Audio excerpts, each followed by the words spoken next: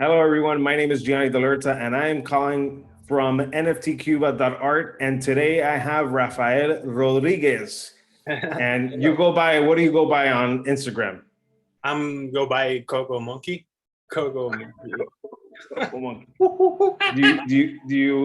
Do you spell it like a monkey? Right? You spell like monkey. No, monkey with an I.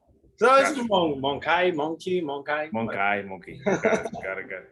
Well, thank you for joining me. I'd like to learn more about you as an artist. I'd like to learn about the cafetera that you made for the Cafetera Challenge and talk a little bit about why you got into NFT. So why don't we start with, how did you get to the point where you made that 3D cafetera that you sent to me that we'll be releasing soon? But how did you get to that point? Because it seems that you're also a musician and you've done a lot of other things. Yeah, so yeah, my pleasure to be here, and thank you for the community and NFT Cuban art, because it's bringing together the Cuban artists around the world and from Cuba also.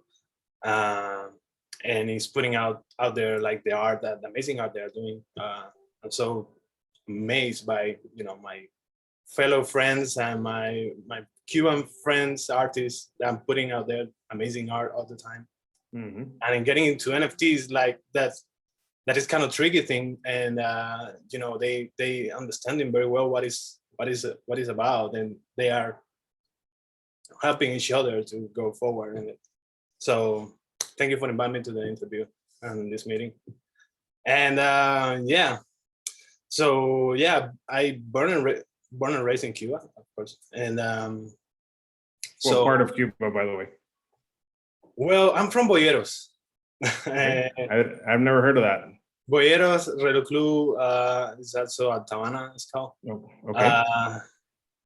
Yeah, it's not in the center of the city. It's kind of like far away. You can see the sun, the dust, 7 times a day. But yeah,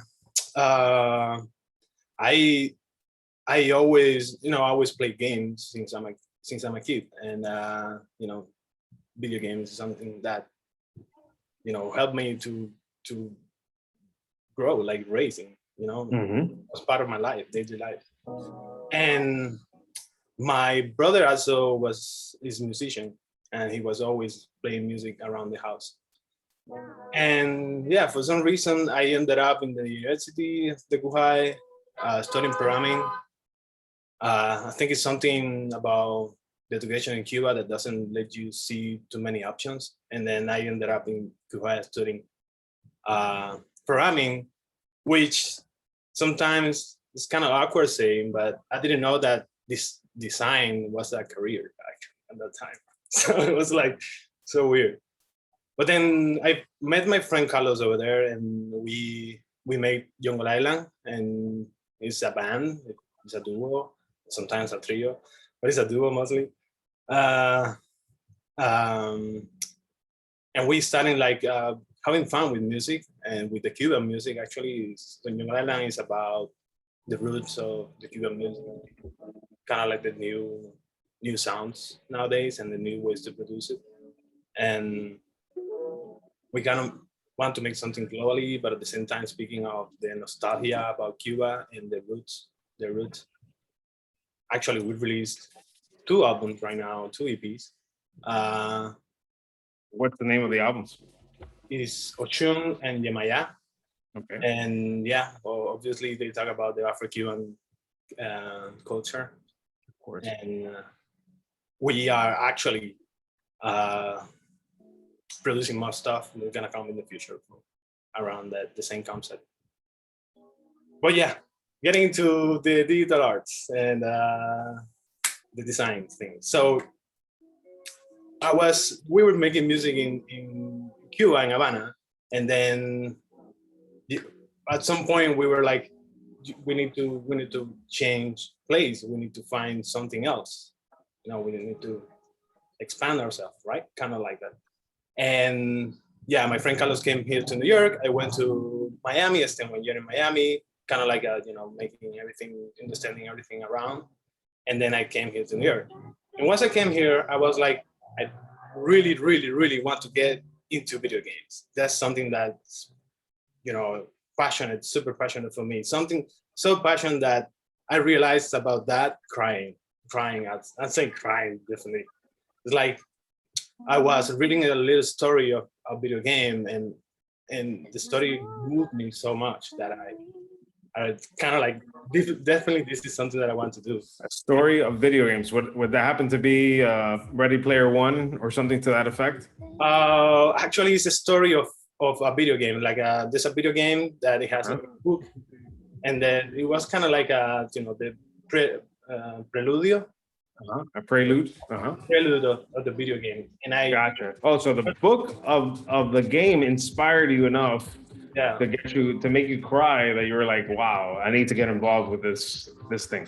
Yeah, because it's amazing that people can make video games by themselves nowadays, and there's a lot of studios also doing great things. And I don't know, at some point people sometimes doesn't know how to get into it and how to start, and is that a possible way to do something with your life? You can live doing video games, you can game with that. So your mom would say, ¿por qué vas a hacer un juego de video si eso no hace ningún dinero, eso no hay futuro, todo lo que quieres hacer es jugar? That's all you want to do. You want to just play games all day, you don't want to work.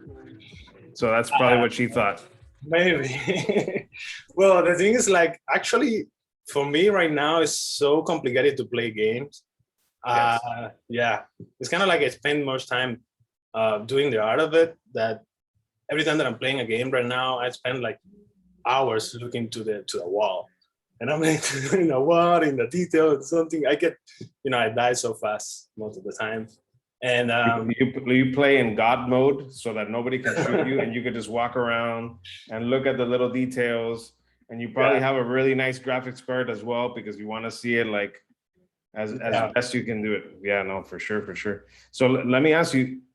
So you're self-taught in a sense, right? Like you taught yourself how to do 3D and work in that environment, because there's really no schools for that. Well, kind of. Again, totally. It's side 50-50. So when I realized that I wanted to get into video games, I didn't know what role to choose. Do you want to make a video games, and people, indie developers, they do everything by themselves sometimes, or they get assets and all of that. But if you don't know what are the roles into making a video games, you kind of get lost in it. And I had no experience at all in 3D or 2D at that time. So I started to draw a little bit, and then I get into some pixel art, stuff like that for a while. And that is something that I really call myself when I'm doing pixel art. It's something very relaxing. But I wanted to get my hands into the engines of making video games and learn how to make them, right? So I started with Unity, and I learned myself Unity and lighting and animation a little bit inside Unity, and mechanics, all of that.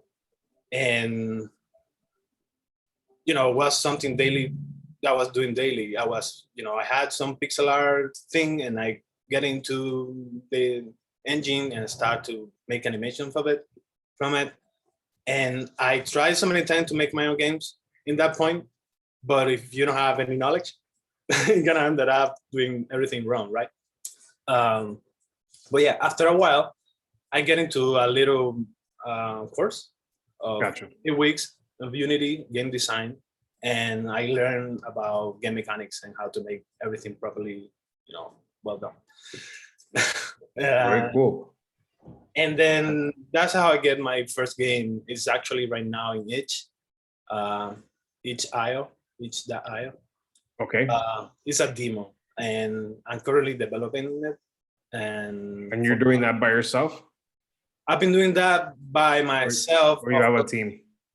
Well, my friend Carlos is doing the music with me, And for a while, I had a developer that was helping me doing optimization and all of that. I hope to get him back to keep developing it. But mostly I've been by myself. But of course, I've been help from friends that I've been meeting and all of that. And yeah, actually, this game came out because I was doing the course of 8 weeks, and the last thing was like the last assignment was making your mini game. Mm-hmm. So I created this game, and at that time there was a festival of video gaming here in New York, and I went to it, and people liked the game, and they were at. So my purpose was make a video game for kids, and yeah, some kids play it and they like it, but I was amazed that most adult people actually liked them. So they got to play it. They gave you good feedback, and you were surprised Yeah, that the game you thought was for kids was appealing to adults as well. That's yes, awesome. that's awesome. And I did like 3 levels at that time, and now I have already 9 levels, and that's gonna be the length of the game. So what I have to do right now is like a lot of optimization, redesign the UI, and some animations, stuff like that, new characters possibly, all of that. But all of that is work over the shoulders, and at the same time, I learned 3D. After learning Unity, after doing the demo of the video game, I started in 3D, and I went to this online school called Vertex School, Mm-hmm. and it was amazing. The experience was amazing. They were so they helped me a lot. They were so all the time on top of my ideas, and giving me feedback and ways to create stuff that I had no idea at the time. I was using 3D in the engines. I was making lighting, rendering in real time, maybe doing optimization, animations, putting outside video game, but I had no idea how to create high quality assets or Gotcha. 3D. Because you were using stuff that was within Unity. You were using the assets that you had there, Yeah, building more of the game mechanics and what the levels look like and how that works. So then afterwards, that's interesting. You came at it from another way. Like some people would probably have done 3D first and then gone into like taking those 3D items to do that. But you were more interested in the gaming portion of it and this idea. So that's awesome, man. So let me ask you, when did you start thinking about NFTs, or have you done an NFT before we started talking, or talk to me about that. Well, I have a friend inside the community of and Cuban art community, Isa. She was all the time telling me about it, and I, of course, I was following the news of Bibli and Raf Grassetti, all of them making amazing art and selling them NFTs.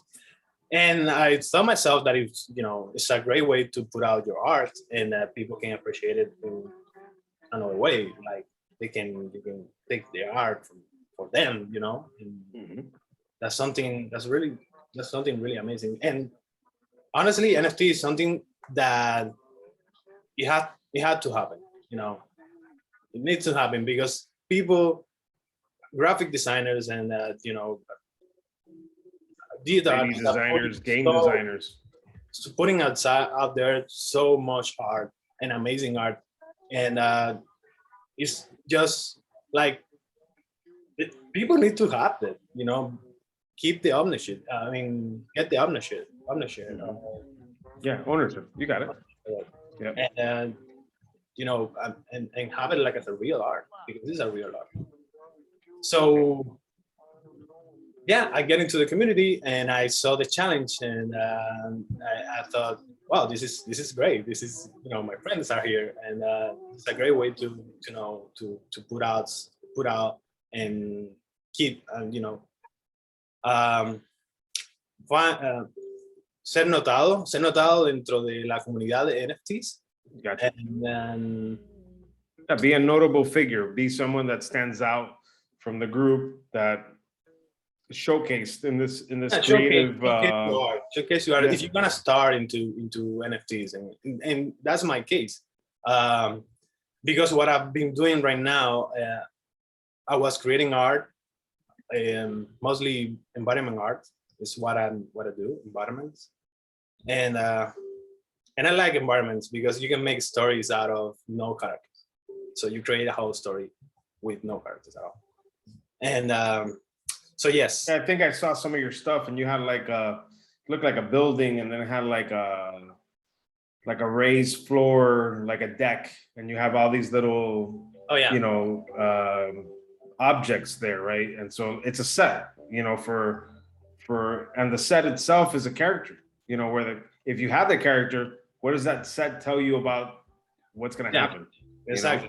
It's dark, it's dingy, it's the lighting, is whatever. Is it old? Is it new? Like, why is it there? It's really cool. Yeah, exactly. Great. That's something amazing of the environment art. And so I was making environment art, and I was not doing any NFTs, but I wanted to get something. I wanted to be kind of like clear about a message to send in an NFTs, and like have a concept, between all of them, between all of the art. And so I have been creating a little collection that is called summer dioramas. So dioramas are little, I like that waterfront that you were talking about. That piece. It's like a pack of objects in the space.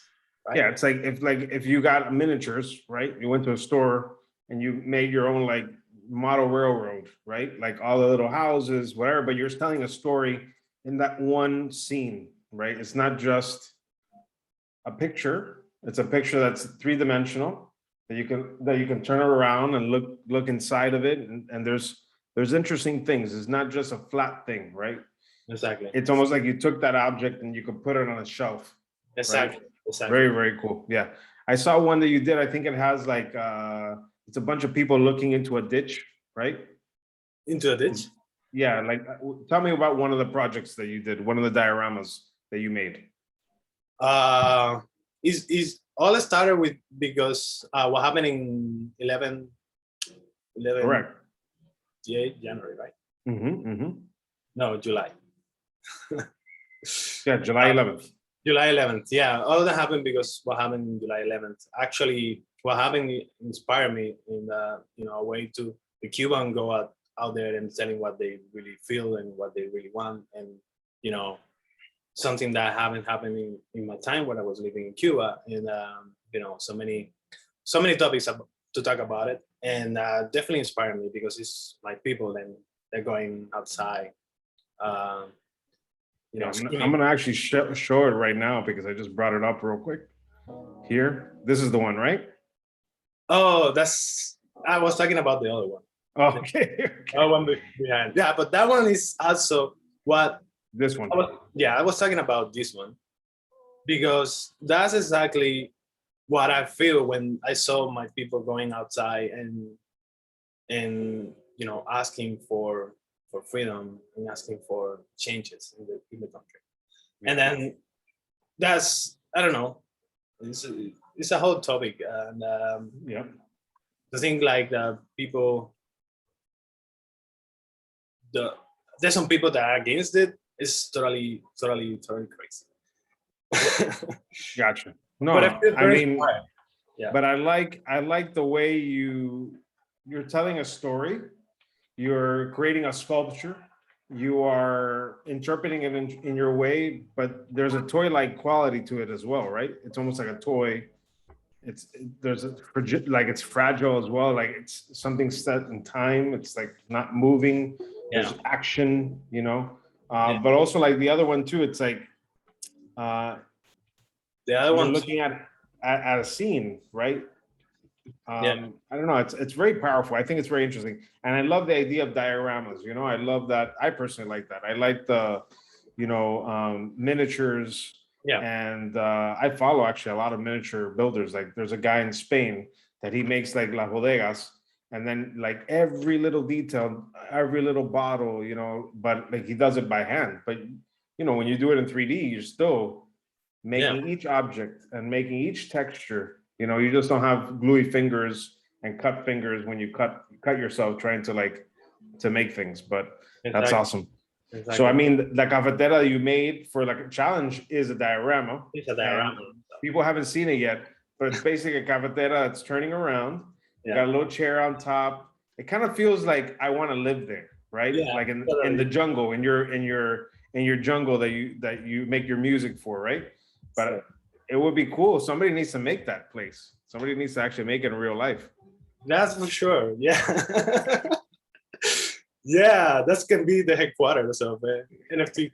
NFTQ is a giant cafetera, which, by the way, just recently, my wife sent me this place in Miami that they go to the parties with a giant cafetera and they open the Yeah. thing, right? You saw it. I had posted in the story. I thought that was fantastic, But you imagine down the street, somebody pulling that behind the car, tremendo cafetera, like the amount Cafe. that of coffee that you would make from that. No, but I think it.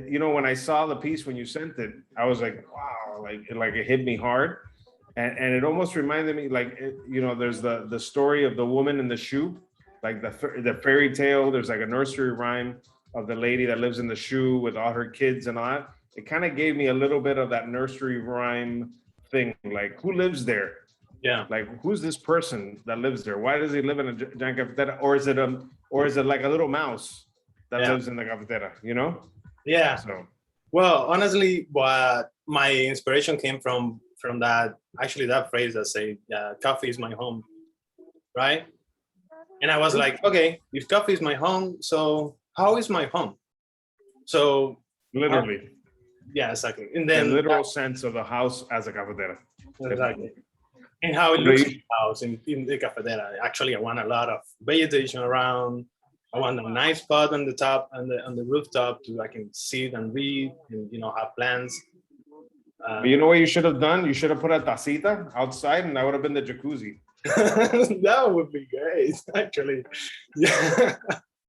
I need You you have to a girl like sitting there. She's like, but it's black. Like she's getting a mud bath, and she has like the mud on her face or something. Yeah. That's awesome. No, I think it's good, and I also like the lighting that you do. It's almost like if it's at night, but the lighting that you have it's not something very bright. Like there's like it's a mystique to it. It's cool. It's very, very cool. Like you have like one light source almost. Yeah. Like hitting it. It's very, very cool. The thing is, yeah, exactly. I want to make it cozy. Yes, it is definitely cozy. And you are private, and you spending your time. What is it? Self-care time. Self-caring. You're caring for yourself during that time. You're reading a book, Yeah. You're meditating, you're contemplating, you're thinking about things. Maybe you're writing your journal, and you're because for the people who haven't seen this, obviously you may see this before or after, but he's got the chair on the top of the cafetera with a little bit of light. Yeah. And it's like if somebody's going there to watch the stars, like they're chilling out, right? Exactly. Very, very cool. Very cool, man. There's some books on the yeah, that's something that actually is kind of, I don't know, from dioramas you actually can see all the details very well, because I can do close up. I'm just showing everything, but I should do some close up when I'm posting on something. Let me ask you something. When you do the dioramas, how do you because it looks like it's a miniature, but it's 3D. Yeah. You're playing with something there to make it look like it's small, right? Is it the angle or the lens or something that you're giving it that it looks like a miniature? Like, can you talk about that a little bit? I don't know what to say. I use a camera inside of I use Unreal, of course, and then I do everything inside it, like without the lighting. But that was made in Unreal, in the Unreal Engine? Really? Wow. So Yeah, you built it in a 3D or you built it in Unreal Engine? yeah. So Unreal is an engine to use real-time 3D. So I build everything. Well, I don't build everything, but I, reuse stuff and all of that. But mostly I do the thing in 3D, in 3D software like 3ds Max is actually what I use. For example, the Cafetera, I did it in the 3ds Max. And then I put it inside Unreal. Before that, I applied textures and I do substance painting. That is, painting the texture on it. And then in Unreal, I do the rendering, I do the lighting, I add the vegetation of it. I get my assets of vegetation, and I create the whole space. I build the whole space inside Unreal. I don't build the whole space in the 3D engine. Yeah. Yeah, because then in Unreal, I guess you can manipulate it better and it's more fluid.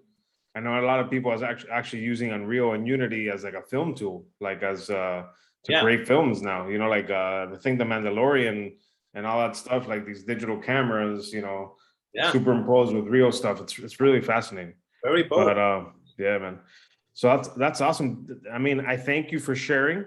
If the people want to learn more about you, obviously we said that it's Coco Monkey, but why don't you spell it out? Tell them where they can learn more. Tell them about your music, where they can find it. Tell the people that are listening how to find more information about you. So yes, you can find more information about me. I'm in Instagram. Instagram is spelled COCO_MONKI. Okay, monkey. And then I gotcha. Right there, you can see all in my bio. There's other projects that I'm building, like Yongolailan is my music project. You should check it out. It's amazing music. It's music. It has dancing music, but it's also a lot of music to enjoy and have a good time with it. And there's also a link to the Instagram of my video game, Hidden Tunes, and I'm building right now. And I have my link tree right there, where you can go to my portfolio and on ArtStation and the rookies. And there's also the website, treeheadmonkey.com, monkey in the regular way. That's awesome, man. No, I actually enjoy looking at I've gone through your Instagram a couple times because it just has so many cool like things to look at. Like I'm gonna show people this one. I just think it's great. Like I love this.